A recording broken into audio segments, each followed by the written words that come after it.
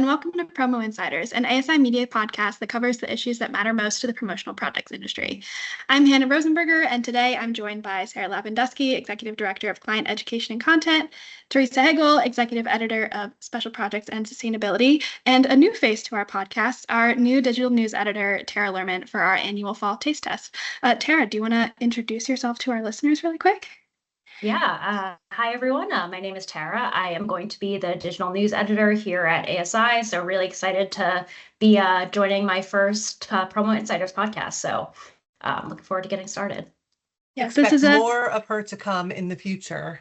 Yes. And this is a very fun one to get started with because this is our annual fall themed taste test. Are we ready for fall goodies? Mm-hmm. That's my favorite thing about fall, at least, is all of the fun flavors and pumpkin everything. But people have very strong opinions about fall in general, whether they love it or they hate it. I know our department does. At least we don't have Nate on the call. I was thinking that when I was prepping for this. It's like, I don't know if we'd want him on here. How do you all feel about the fall season, and what are you looking forward to, or I guess not looking forward to about the season? I love it. I love I like Halloween. I like the bonfires, cider, all that good stuff. I used to be more into the pumpkin spice latte, but I think when they put pumpkin in it, I don't think I like it. I liked the spices. I didn't want the pumpkin flavor in my coffee. So I don't like it anymore. But I do like fall. I just think there's something very nostalgic about it. I love the leaves changing and the smells of fall. It just feels good to me. Yeah, I agree. I'm not a huge pumpkin or cinnamon person. So in terms of fall flavors, I wouldn't say I'm a huge fan, but I definitely love wearing flannel and wearing sweaters and all the fun, seeing family for Thanksgiving, all that fun stuff. So I'm definitely a fan of the season itself.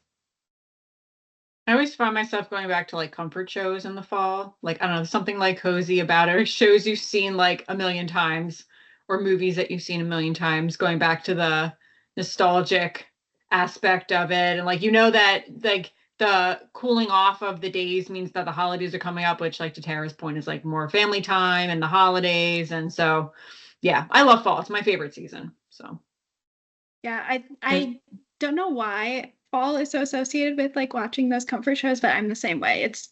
I don't watch Gilmore Girls the whole year, and then the second it hits September, I'm like, here we go. Although you would think that would be more of a winter watch because she's so obsessed with like snow. You would think, but no. So, our taste test is going to be all about largely fall or maybe Halloween themed goodies here. So I'm sure we'll get to a few of these in a minute, but any other particularly interesting fall themed items you've come across recently, food or otherwise? Oh, I found something really cool. And it's from somebody in promo. So I was looking on LinkedIn and I found Cody K of Cooley Group, which is a division of Grossman Marketing. He posted about he worked with this Powers Farm Market. I think it's in Rochester, New York. But they did these dad hats that had like jack-o'-lantern faces on them. So it was like a kind of a faded burnt orange dad hat that had like a black jack-o'-lantern, and then on the back it said the company name kind of arched over the little, I don't know what you call it, like just the opening thing in the back. I don't have the technical terms of what hats are made from, but it was really cool. And then there was a black one with like orange jack-o'-lantern on it. I just thought it was something that people would want to wear. I think it looked really cute. I would wear it. But it still got the message of fall across, got the message of like a place where you can pick up your pumpkins. And it had the name of the company on the back. So it wasn't like it was totally devoid of branding, but it was done in a way that was more subtle and was something cute and fun that you would want to wear. So I thought that was definitely a win, especially for the season.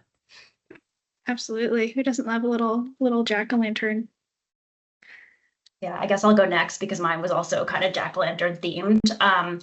I saw a kind of pumpkin stress ball, which I thought was cool. So you can just, when you're stressed out, you can squeeze it. And I liked it because, obviously you think of jack-o'-lanterns, you think of October, but, really pumpkins last throughout the season. So, it's something that how stressed can you be if you're holding a little pumpkin with you? So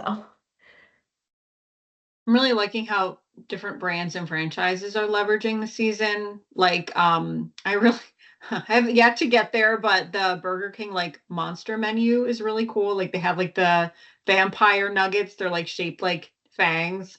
And they have this like green and purple sundae. And there's like these like mozzarella sticks that look like fingers. And like they're just like going all out. Or like all of the promo for Stranger Things, which if you've seen Promogram, I was my thumbs up for the 1 week that it's coming out in the first volume of the last 3 for season 5 is coming out in Thanksgiving week. But they are really like they're taking advantage of the spooky season to promote this last few episodes. So yeah, I'm really liking how brands seem to be leaning into spooky season and the nostalgic season for promoting their wares and services and upcoming products. So it's been pretty cool. Yeah, my favorite thing that I saw for the Stranger Things rollout. This is maybe a month or 2 back, but they or no, this wasn't Stranger Things. This was Wednesday, so still Netflix. But they partnered with Cheetos and had the hand like fake running around New York, all of the New York billboards, and leaving like Cheeto hands on everything. It made me giggle. All right, well, let's get into it. Taste test time. Who wants to go first? I'll go first. I have one thing that is seasonally themed, and one thing that's just weird, but I'll go with the seasonal one first. So I have these caramel creams, but they're pumpkin pie flavored as opposed to just like regular caramel. So I thought that was kind of cool. I have it unwrapped, so it looks like a normal caramel cream, and we'll just pop it in.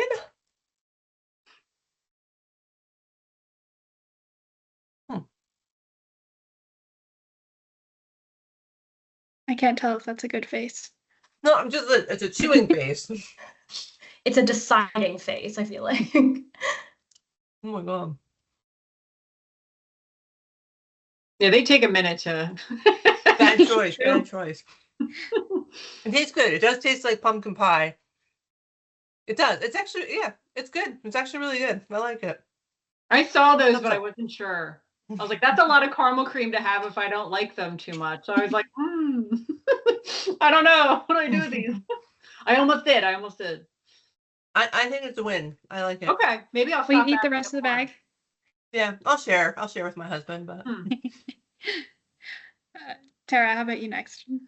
All right, I feel like I cheated a little bit because, as I mentioned, I'm not a big fall flavor person, so I felt like I couldn't have anything pumpkin and be able to give it a fair shot. So let's see, my first is this Blue Diamond Almonds. And it is elote, Mexican style street corn flavor. So very interesting, different, but like something that I might like. So I'm gonna try it out. Oh, that's different. I have not seen those yet.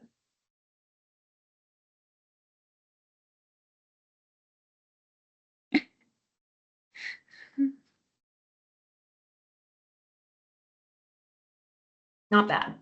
Yeah, I would give it a thumbs up. Pretty good. Not too spicy, but definitely flavorful. Yeah, I'll keep it around. Snack on it throughout the day. Is that like a line of those nuts? Is it like a collection that has like the flavors? Yeah, they have different flavors. Usually it's like honey roasted something or yeah, there's like different spices and stuff. So it's good. It's like horses meat eat almonds. So Wow. Yeah. Yeah, sell it right at the grocery store.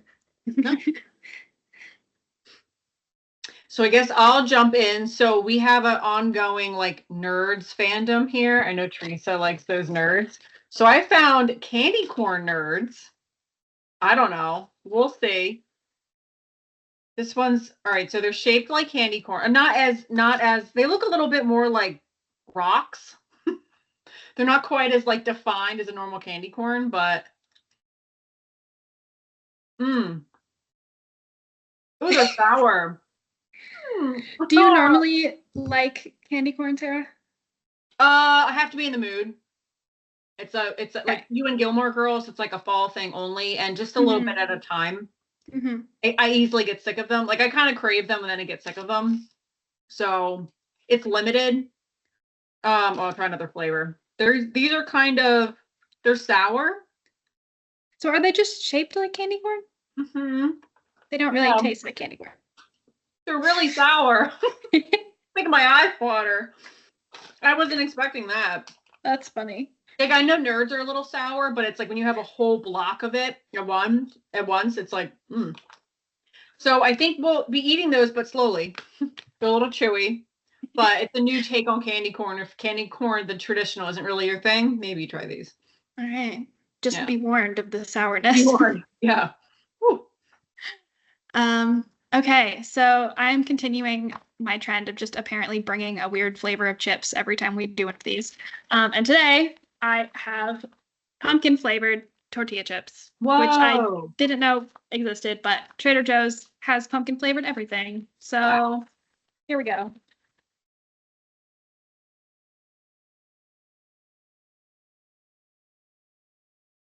Yeah, they're not super strong pumpkin flavor, but it's definitely there. So now, like, I would definitely eat these, but now I feel like I'm gonna have to figure out some sort of like sweet nacho situation to like eat them, because I don't know if I would necessarily want to just like snack on them by themselves.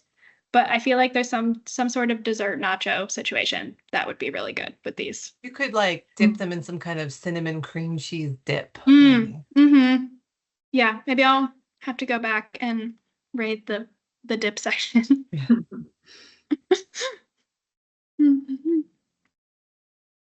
All right, you want me to do my second one? Yeah, back to you. All right. Okay. So this has nothing to do with fall, but as I've mentioned before, I like to go to my Grandpa Joe's candy store to find my weird taste testings because I love candy. So this is a Snickers that is apparently passion fruit.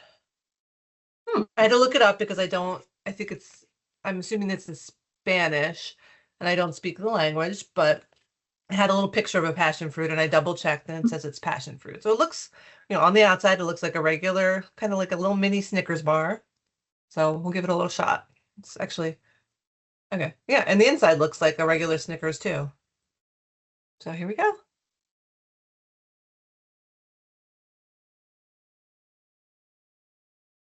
I feel like that's among the more random flavors to put in a Snickers bar specifically.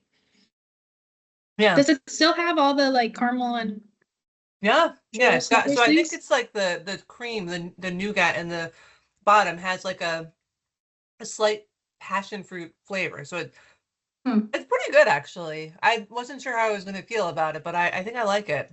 It doesn't detract from the Snickers, and they somehow work together. The other one I had, which I won't try right now, but I also got a strawberry Snickers, which I don't see how that could be bad because chocolate covered strawberries are amazing. Yeah. So that's probably going to be a win, I'm sure. But I'll save that for another time. I feel like that chocolate and fruit combo is always pretty good. Yeah. It'd be hard to go wrong with it. Mm-hmm. All right, cool. Tara, down to you. All right, back to me. Okay. Oh, before I drop it, this is a key lime pie wafers. Again, not fall, but I like key lime pie, so it could be fall. I think we're gonna get a little creative here. So it's still warm. So yeah, you can pretend it's summer. Yeah, exactly. It still feels a little bit like summer. So, all right. So yeah, they're just kind of little wafers. I'm not really sure what's going on, but we're gonna try it out.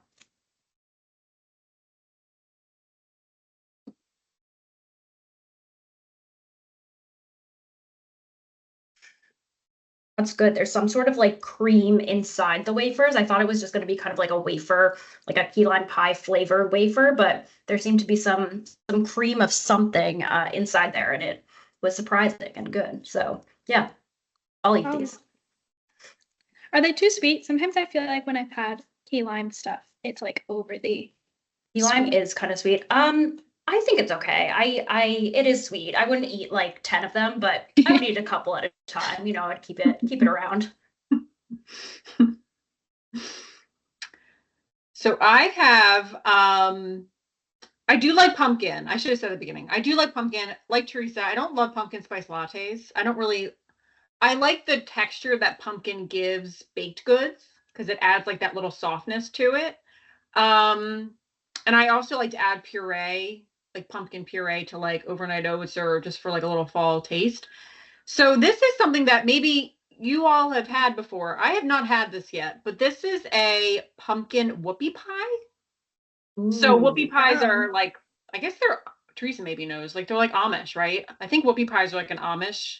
I think that sounds right. Yeah, I see them a lot at Amish farmers markets, but they're usually chocolate. So Yeah. this is the first time I'm having a pumpkin whoopie pie. And it's like these soft, I don't know, it's almost like, it looks almost like a burger, but it's like these soft buns with the filling inside. So we're gonna try it and see. Oh my gosh. Yeah, you That can't is- go wrong with that. Okay. Yeah. I love yeah. I thought maybe it would be like a little bit too sweet. It's actually perfect. Where did you get it from?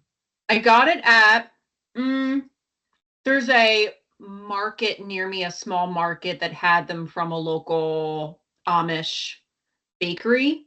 Oh, okay, so they're like a homemade kind of thing, so that makes it even better, I'm sure. Yeah, they use real ingredients, butter and all that good stuff. So yeah, that was really good. I'm going to be finishing that in a little bit, but yeah, that was fantastic. I wasn't sure if I would like it, but it's good. I bet those would be good to like bake sometime Mhm. as a little like fall treat. Yeah. to get out to Amish country. Mhm. Yes, so like Sarah, I'm a big fan of pumpkin everything. I will at this time of year I cannot get enough pumpkin. There is so much pumpkin in my kitchen right now. So I have another pumpkin item. I have pumpkins. They're just called pumpkin spiced teeny tiny pretzels. The name is not particularly descriptive, but they are in fact just teeny tiny pretzels. And I think they have a yogurt coating of some sort, and then they're covered in crushed pumpkin spiced pumpkin seeds. So I've been staring at them longingly all day. So I'm very excited to actually try one. Yeah, that's good. It's not, I don't know why I was expecting them to be like decently sweet, but they're like a good balance of sweet and salty. I think the pumpkin seeds give them a little extra crunch and a little saltiness. So I'll be snacking on those after we finish up this call.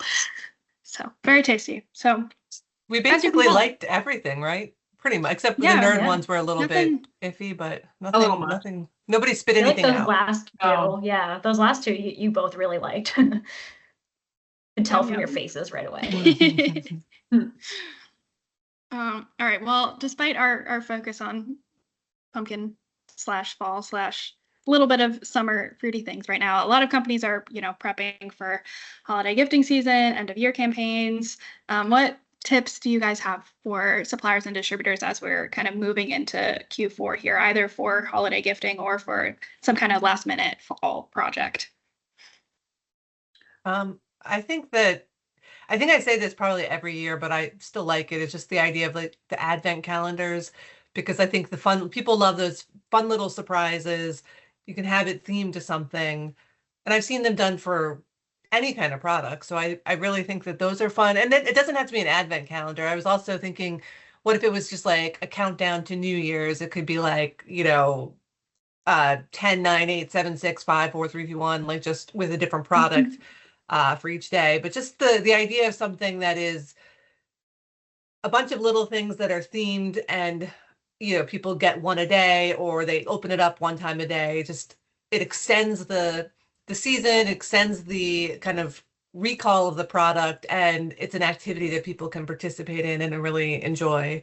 And then the other thing I like the idea of too is just leaning into the flavors of the holiday season. So like hot cocoa kits and like warm fires, and just sort of whatever you can do to evoke those, whether it is through taste or smell or touch, or any of the senses you can kind of add into a promo experience that evokes that warm, cozy winter feeling. I think people will really appreciate, and that will give them a warm feeling inside when they have the promo item. Tara, how about you? Yeah, I can go next. So this is something I've been thinking about a lot. I do, some fall races. So I'm doing a 10K in a few weeks, and are a bunch of bike races that seem to be happening around the same time. So, those are real great opportunities for swag. I think something, you tend to get often t-shirts with a lot of those events, but thinking about kind of like the target audience, right? So a runner might want, one of those like small packs that you run with, or like a cyclist might want a hat to put under their helmet. So really thinking about kind of the audience and then the utility. I think t-shirts are great, but I have about 10 race t-shirts. And I think, thinking about kind of, what is something that this person who's interested in this activity would benefit from anyway.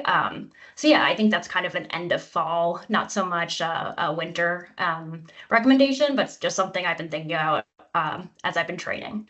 Yeah, I would love one of the, they have those bib boards instead of using the safety pins. I would love some custom ones. It would be pretty cool if like a race gave you custom bib boards as like what you win. Because I think they were in promo at one point, that company. I'm not sure if they still are, but something like that would be a very cool thing that's not another t-shirt, but that you would probably use again and again. Right. Yeah, and it could be kind of an item that you remember, you remember the experience by, obviously there are medals and stuff too, but I like that because no one really likes to put on those safety pins. They're just kind of another thing you have to do before you race. So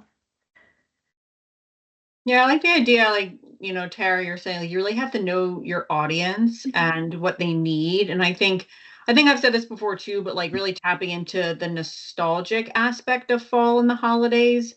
But at the same time, you have to know what's nostalgic for a given group. Like, it's only going to resonate or have traction if it's actually impactful for the person receiving it. And that does take a little extra work, like for sure. It takes extra research. It takes some, if it's cultural, it takes some, cultural research, like what would kind of tug at people's heartstrings in a given age group, because it's definitely different, right? And it's very, very specific, but it can make all the difference with like a self-promo campaign, or if you're helping a client with their own campaign for Q4, getting ready for Q1 of next year.